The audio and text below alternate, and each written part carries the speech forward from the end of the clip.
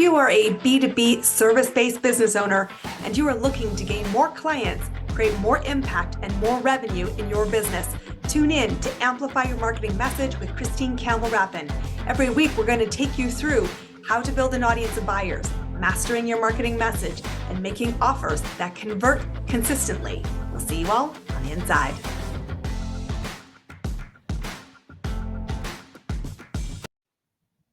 Welcome back, everybody. One of the biggest things people say to me when they are contemplating making really big impact is this question, who am I to dream so big? And I always respond with this simple statement. I'd like you to look in the mirror and introduce yourself to yourself. Today, I want to talk about a really, really important conversation, and it is about unlocking your self-confidence because big impact awaits you. And it is a work in progress. I'm super excited to introduce you today. Our guest, Sheena Yap Chan, is an incredible human being, helping people really bring their self-belief and their past into the future. Sheena, welcome. Super excited to have you here today. Hey, Christine, thank you so much for having me here today. I'm super excited to chat about unlocking self-confidence, which is something we all, including myself, work on every single day. So, yeah. I love that because this is the truth. We do work on it. Beware of putting people on pedestals and think they have got it all together, because the truth of the matter is we are all a work in progress. And I want to talk a little bit about your story because you are building a very big worldwide momentum around confidence. And chances are you didn't start this journey on day one saying, I'm going to go do that. So let's talk first at how on earth did you get here? And why is this a non-negotiable for you to change people's perspectives around? Yeah, thank you so much. That's a great question.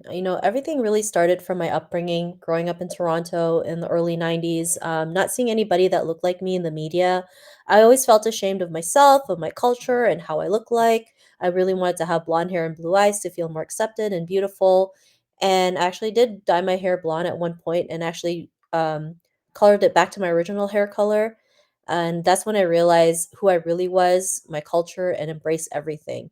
But in 2015, I was really dealing with a lot of confidence issues, and I was on the internet trying to look for, resources that especially cater to Asian women, but there wasn't any. And so part of me thought something was wrong with me because I was the only one feeling not good enough, feeling like I have to please everybody else before myself, feeling like I had to be perfect to a T.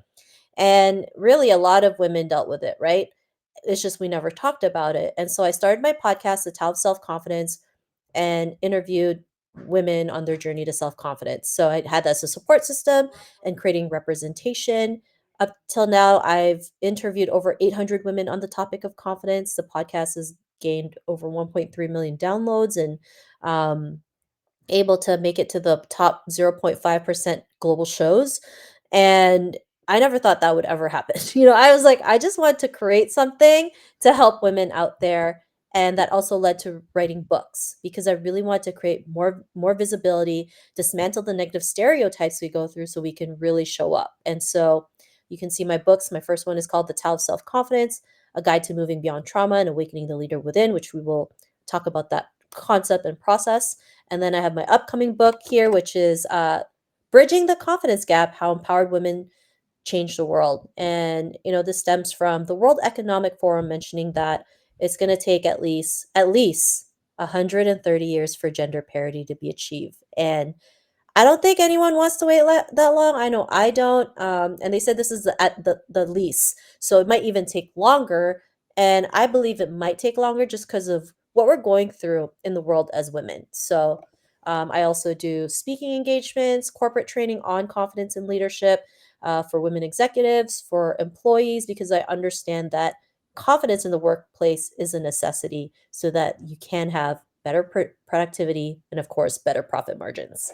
That shocks me, and it doesn't shock me at the same time because I I was in a room this week in my business rooms I curate because I think the wrong conversations are happening. I don't think we have safe spaces. And I think we are waiting for somebody else to rescue us. Truthfully, the world does not want to be saved. You have to save yourself. And it is about by having brave conversations, and representation does matter. I love that you're passionate about supporting women. And I love that you had this awareness that I don't see what I reflect out there. So I have two choices. One, I can dye my hair. Glad you made that as a temporary stop in your destination. Or I can also start to build what I don't see happening. And that's true in the world of business. When we talk about amplifying our message, I said, if you don't see a seat at the table for you, pay attention. It's because you get to go create it. And that always leads to the question which we began our episode with, which is, who am I to dream so big?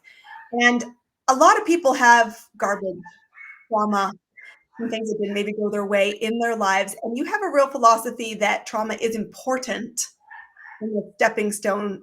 Why is that? Yeah, I mean, that's a great question. I always get the same question that everybody asks, right? How do you build confidence? How do you increase confidence? What can I do to build more confidence in my life? And, I can share 101 different ways to build confidence. Like, that's not hard. But, the harder question is like, what is that root cause that's really stopping you from moving forward, right? And trauma plays a huge role in that because we all go through traumatic experiences and we don't talk about it. We don't find ways to heal from it. So, of course, if we don't find an outlet to work through our unresolved trauma, we're not going to show up as our best self. So, instead of asking, how can I build confidence? It's more like, what is the root cause that's stopping me from moving forward to show up as the best leader, to show up as the best entrepreneur? And then, because even till today, there's still people who aren't aware of their traumas, right? And, people also don't realize we carry not only our own traumas, but the traumas of our parents, our grandparents. Intergenerational trauma is very prevalent, and we don't talk about that. And Mhm. I think for women, we also carry historical trauma, right? Like women have always been second class to men in history, right? Like most of the time, especially in Asian culture.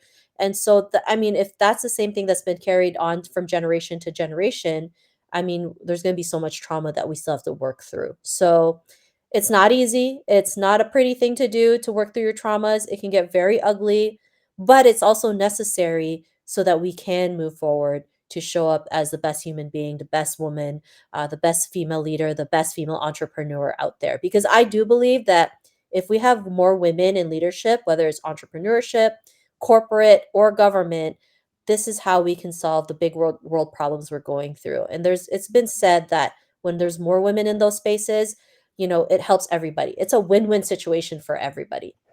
Absolutely. And I think what is so important, it is absolutely the question we skate right past. Hello, two Canadians in the room here. We're going to skate right past it. It's winter here. Is this question of what? What's happened? What's going on? What do I want? And I think a big elephant in the room is we think we can't answer that question. We can't get clear what we want. And I said, we want to be represented. We want to have a voice at the table. We want to create a table. And it is a journey that you said is going to be messy. It's going to have confrontation in it, tension, emotional volatility. And as you walk through this, how do we keep human in this journey? Because our perception of women and of ourselves is, I can do it all. I can be it all. I can have it all. And that's not a net sum game. And when we can't compute it, we fall apart. So, how do we care for ourselves? Yeah. First off, I'm also Canadian. So I know, seriously, right? the Canadians in the house winters speak. are not great. But I do love the city. I love Toronto, very multicultural. Lots of and right now there's like Taylor Swift mania happening right now. Um, so all the Swifties are downtown. But I mean, one thing I was never taught to do was learn to love myself and also to take care of myself, right? Self-love and self-care is really important in our journey. I wish they taught that in schools because I think that's a real life necessity that we need to teach our kids. Unfortunately, there's been reports that said that girls as young as 6 already start having confidence issues. Can you imagine that? As young as 6. And so, like in my book, The Tao of Self-Confidence, I talk about self-love and self-care and why it's so important. And self-love doesn't mean that you have to love only the good parts of yourself. It's the good, bad, and the ugly. And Before, I used to only love the good parts of myself. I thought that's what self love was, but by interviewing so many women on my podcast, I realized, oh, it's way more than that. It's that unconditional love, right? Because if you can't unconditionally love yourself, how do you expect to attract the right person to love you for who you are, the good, bad, and the ugly, right? And so it's really important to practice that, right? I know sometimes we look in the mirror, I'd be like, oh my God, my love handles are sticking out of my jeans. I got a big pimple on my face. I look terrible. I knew as women, we're our like worst critic, right? And so 100%.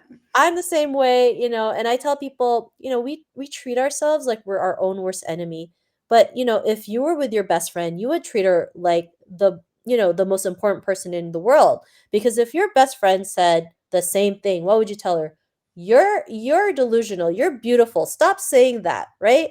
And so we need to do the same thing for ourselves, right? We need to be our own best friend and say, your love handles are fine. You're beautiful. That pimple, it's okay. It's going to go away. You're still hot. And so having that self love is important. And self care, very important. We really need to learn to take care of ourselves. One of the biggest things that women have gone through, especially during the pandemic, was burnout, right? Burnout was prevalent. Like there's been, they had studies where women were way more burnt out than men. And I totally get that, right? Especially during the pandemic when we were all locked down. You're not only taking care of your business and working, you're also taking care of your kids, you're homeschooling your kids, you're running errands for your parents or your family, other family members, you're grocery shopping, you're doing like 10 million things at once to the point where you're just emotionally exhausted and physically exhausted that then you start feeling you're not good enough because you feel like you're not doing enough when in reality you're doing more than enough, right? And so this is why it's important to create a self-care routine, even if it's just 5 minutes a day, right? It's better than nothing. So if it means just taking a walk outside for 5 minutes, do it. If it means going into your bathroom and screaming, do it, right? Find a self-care routine that works for you, of course, because everyone's different. What I do might not work for you and vice versa. So, I like to take walks. I like to clear my head doing that. Sometimes I just like watching like 90 Day Fiance, you know? You do you, boo. That's what I tell people all the time. Ex- And I think the Exactly. ultimate act of self care is just asking yourself, am I okay? Yeah. And this is such a powerful question.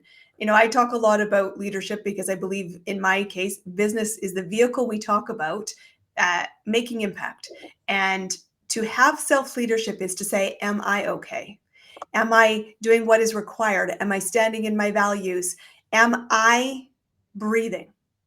I'm biologically wired to breathe, but truthfully, I may be taking a tenth of the breath I should be, that I am capable of breathing, because I have to ask myself, am I okay? Before we can put the oxygen mask on around anyone else. And I will tell you, because a lot of people look at the outside of my world and say, how do you do it all? And I said, let's just be clear. I'll share one thing I have. Every month in my calendar, I have a reminder. It's on a Sunday, and it's a self care check in.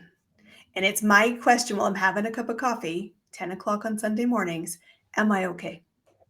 Am I doing the things that fill my cup? Am I protecting enough time in my calendar to breathe? And what am I going to do for myself? Because I want to do that for myself in the next 30 days. And this is a profound moment to breathe. And I think all of us, you're right, we would never say the things we say to ourselves to another human being ever. A highly edited version, even that, unlikely to come out of our lips. And so choose you. In business, I say to people, there is without a doubt a moment in everybody's journey where I said, you chose you. And that made all the difference. And I want, and probably us collectively, want women to tell other women, you get to choose you. You get to choose to represent you, all of you, the imperfect, the works in progress, and the aspirations of the potential that's within. And so I want to ask you, how do you start this journey? Because we all nod our heads and say, I'm into that.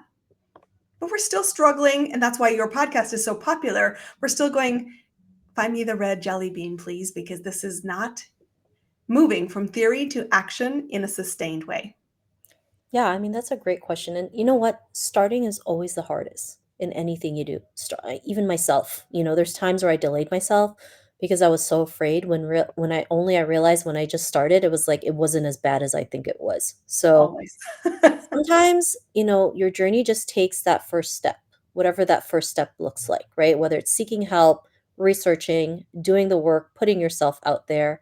I always say it's doing the small, actionable daily steps is what yields the big results. So, let's say you want to write a book because a lot of people want to write a book. And of course, writing a book can be very daunting because you're like, oh my God, I got to do 50,000 words. I don't know where to start. So, what you can do is you set a goal, right? You say, every day I'm going to write 1 page a day for a year straight, right? It's not that much, right? One day a day, one page a day.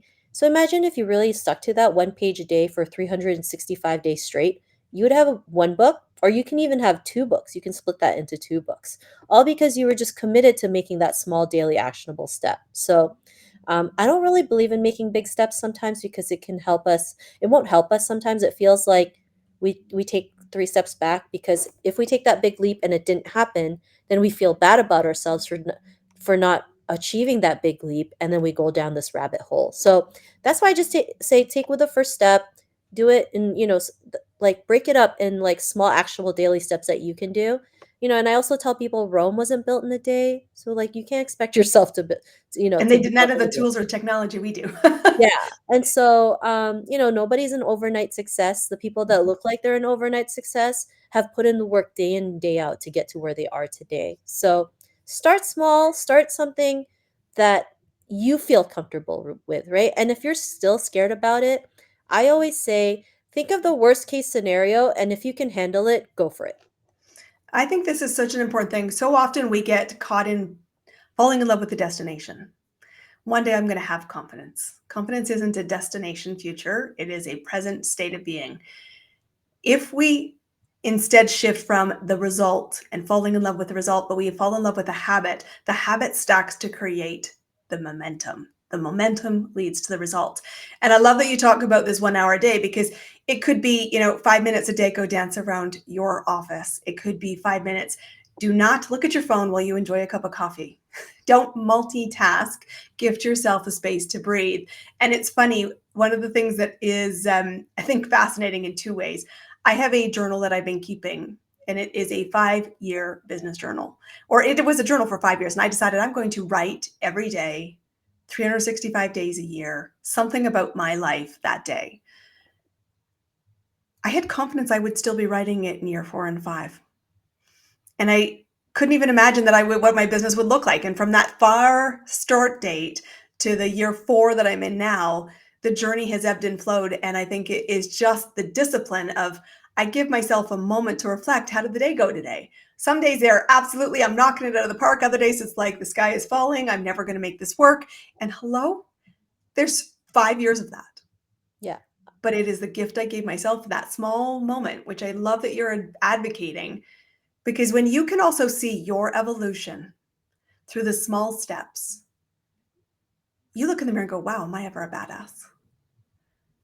And I'm proud of myself. And ladies, I want you to hear this.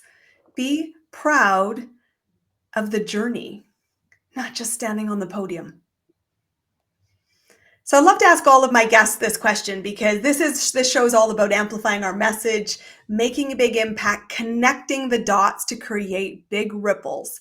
How are you in your life right now amplifying your message that you find is working to create the momentum that keeps you going?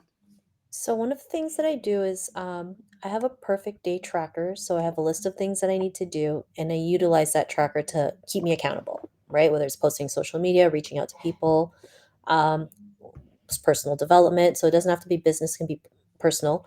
That helps me keep accountable, to show up, to not get lazy. Even though there's times, of course, we all go through that. We're Sure. human beings. So that's one of the things I do. Another thing I'm really passionate about doing that I talk about in my upcoming book here is the power of self promotion. Right, as women, we're not taught to promote ourselves because for so many years we've been taught is tacky, is not good, it's not ladylike, whatever that means. But I believe self promotion is a really great leadership skill because you build a lot of skills from it. Mhm. And it helps us, be out there, be present, have opportunities come to us. Like, unfortunately, we have been taught to like not take action, right? And this stems from like Hollywood movies, right? Like we look at Cinderella, even though Cinderella is one of my all-time favorite childhood movies, it's about a woman being saved by a man and he creates their happily ever after. Um, Unfortunately, in real life, that doesn't happen to every woman, right? Yeah, we Uh, get to rescue ourselves. yeah, we have to rescue ourselves. Starting with ourselves. We have to go out there and take action, be okay with the first move, making the first move, so we can create you create the opportunities that we want in life. So, even when it comes to um, like men have more practice and confidence, right? Like dating, right? Like if a guy goes to the club, he has one goal to get at least one girl's number, right? And he will go through 100 rejections to get that one number. And if we had the same mindset in business, imagine what we can accomplish, right? Because we're going to get rejected and it sucks. I know because I eat my feelings. But also when you get that yes, it's like the best feeling ever because like you had to go through all this to get to that one yes. So, and that's why for me, self promotion is really powerful. You put yourself out there, you're showing people your talents, your products, your services, and someone is seeing it for sure. And, they said before social media, it takes about 7 times before a person makes a buying decision to see your product or service. Now that we have TikTok and Instagram and LinkedIn and all kinds of social media platforms, it's going to take 5 times more of that. So self promotion is important. And for me, self promotion is empowering. I look at like the Barbie movie that broke records and made history. And I'm that so wouldn't glad. have, yeah, wouldn't have happened without the constant promotion, right? Being able to connect with other companies to collab, having a Barbie theme Airbnb, even having a Barbie theme Xbox, you know? Yeah. And because of that, it led to the first movie that was directed by a woman to $1 billion in the box office. So that's one of the things I do. I personally don't like to promote myself, but I realize I do it for other women to show them that it's okay to do it. So don't think that I love it. Honestly, I'd be watching K dramas all day if I could. So Well, and here's where, it isn't about ego. And ladies, I want you to hear this because I am all about changing the dynamics for women in business and women as leaders and women to have that I choose me moment. The truth always comes down to your breathing. Impact awaits. You must choose to get in the game. Listen, check in with yourself, and find communities. Because do not mistake arrogance for confidence. And do not think that confidence sits by watching, observing other people. It is about recognizing the stepping stones that you're on have value. Please, Sheena and I want you to value them. How do you find more details? How does our audience connect with you, Sheena? yeah, thank you so much. You can connect with me on my website, sheenayapchan.com, if you want to check out all my links and social media. You can also go to sheenayapchan.com/links. All my social media is there. You can order this book or pre order my upcoming book. You can subscribe to the podcast. I also have a free self confidence personality test that you can take very quick. You get the results right away. And I'm on LinkedIn, Instagram, Facebook, all the social media platforms.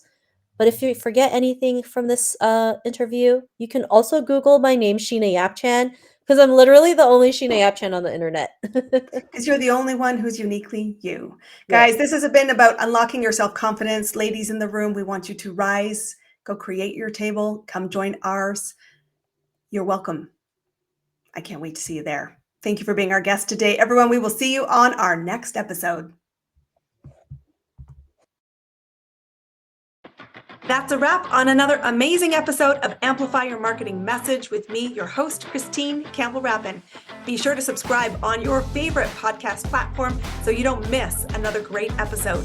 And be sure to visit christinecampbellrappin.com/podcast to get a free resource on how to master your marketing message. We'll see you all on our next episode.